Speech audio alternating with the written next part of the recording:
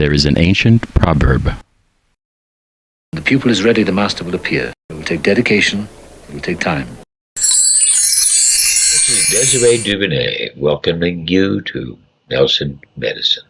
Well, this is Desiré Dubounet from the International Medical University, and I wanted to tell you about the great pleasure that I had working with Dr. Sperry. He had won the Nobel Prize in medicine for discovering that there's two parts of the brain, left and right, and the two parts of the brain think differently. This was a revolution to the world to see that it wasn't all about science and words and logic, that there was an intuitive, visual, dreaming type of world.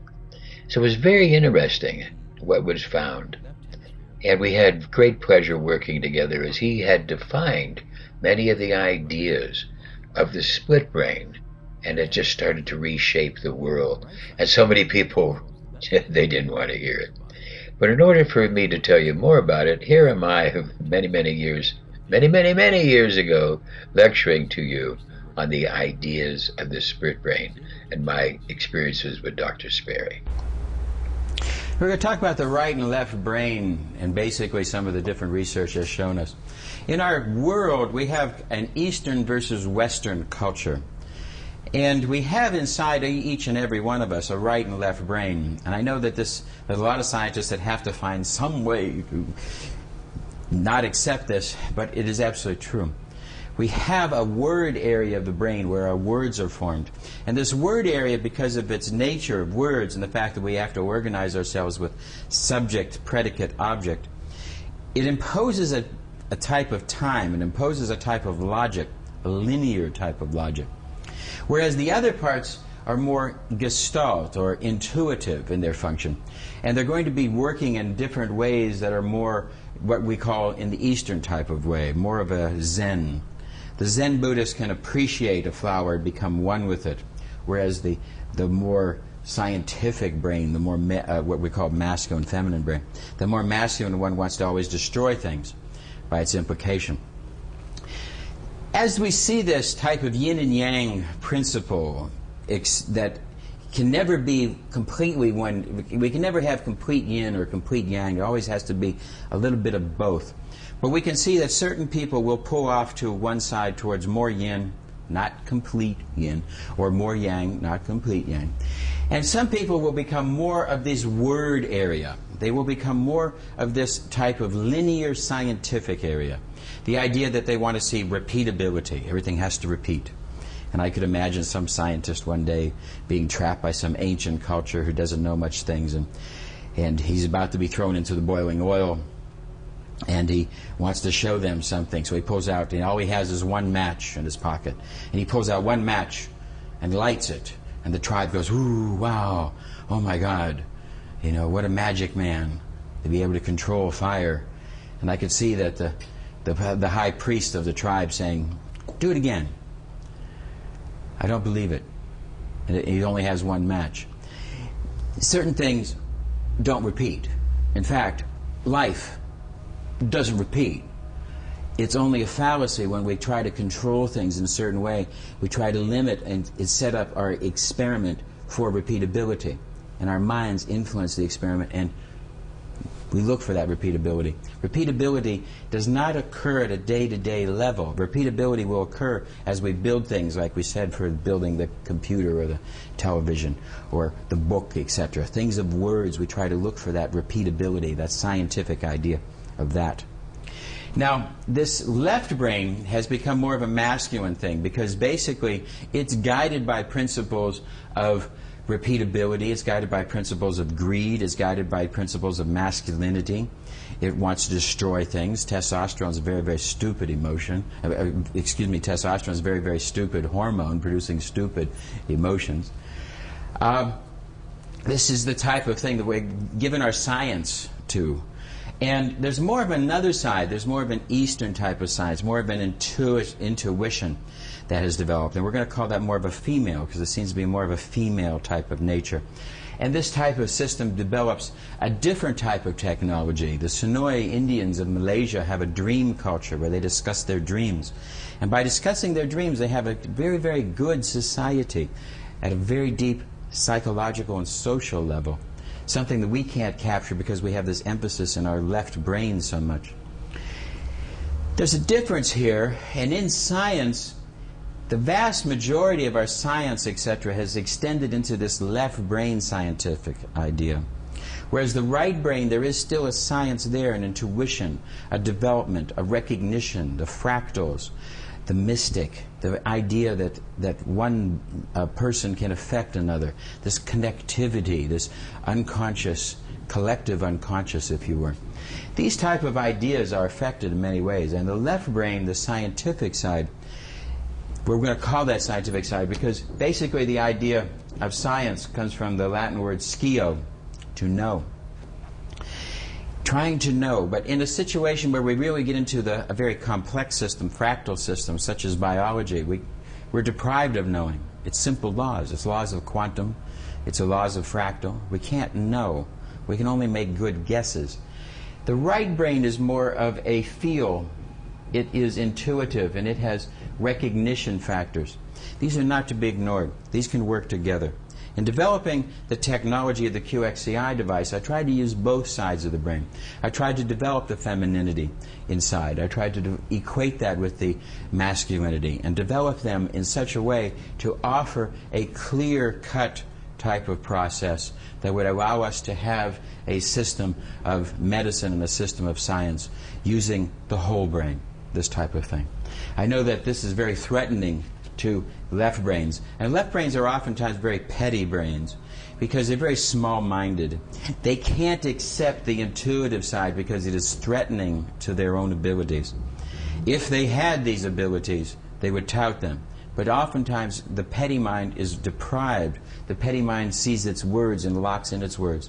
And it has doubts and cannot express itself.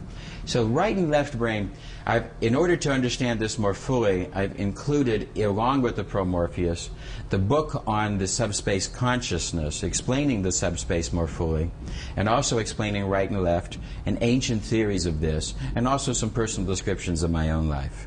So I hope that that also will help you to understand. I recognize that it's 340-some pages, and it's not extremely light reading, but I hope that it is enlightening. If you want to research more of this area, that is where to go.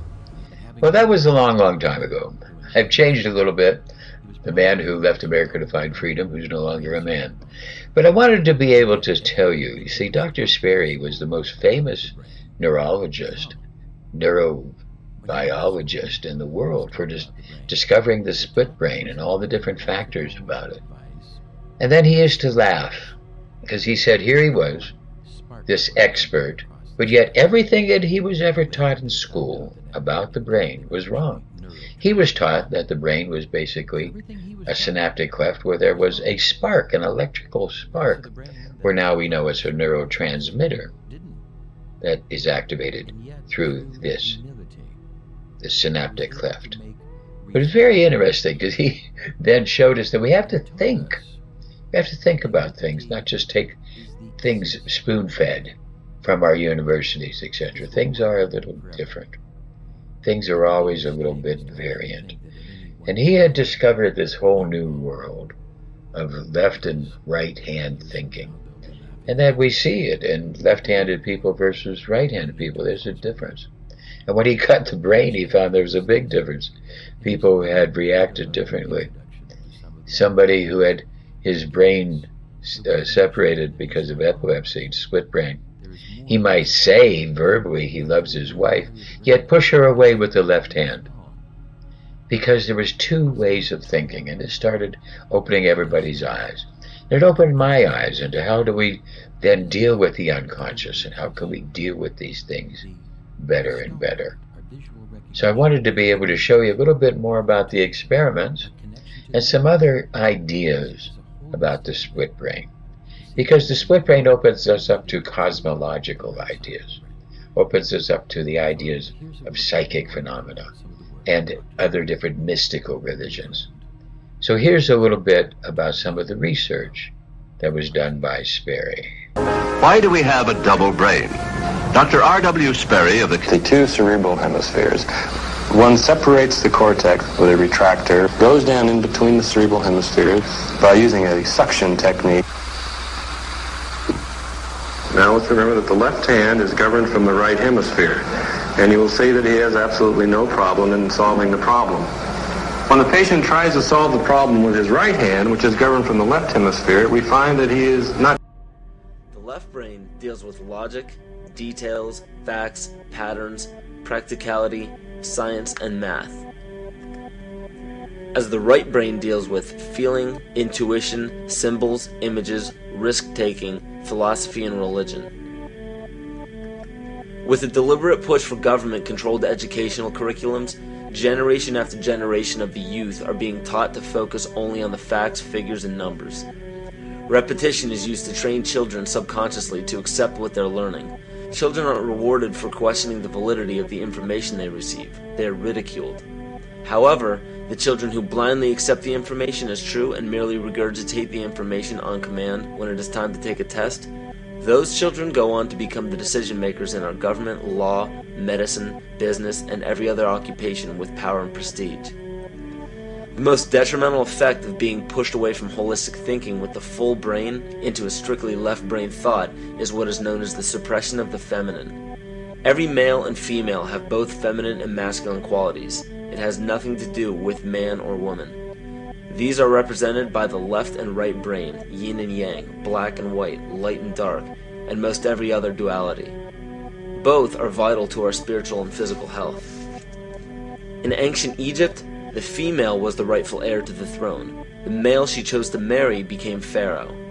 This depicted the goddess tradition that has been destroyed to make way for a patriarchal, male-dominated society we see enforced in every major denomination. In suppressing the feminine of every society and pushing the people to strictly left-brain thinking, the natural ability for humanity to feel earthly, cosmic, and personal energy became lost. Traditions that were passed on through shamans, witch doctors, magicians, psychics, and seers of all kind became outlawed and ridiculed and given a stigma of something out of a Hollywood movie. Every religion explains that we are children of God and have godliness inside of us.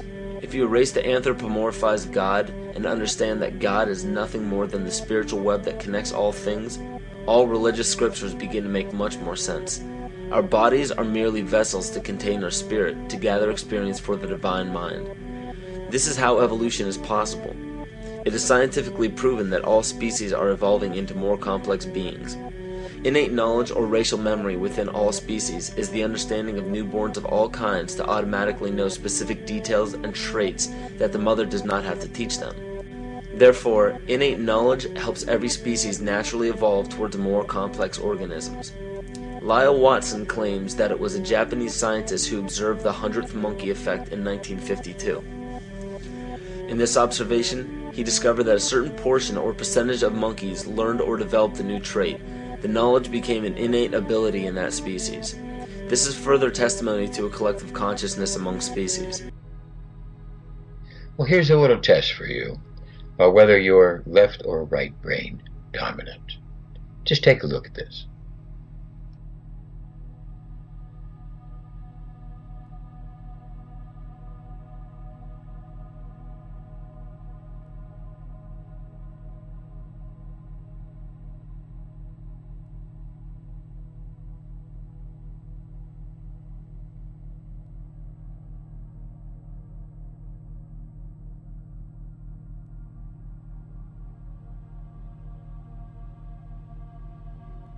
Well, we need the two brains to work together, to work in synchronicity, to work in harmony.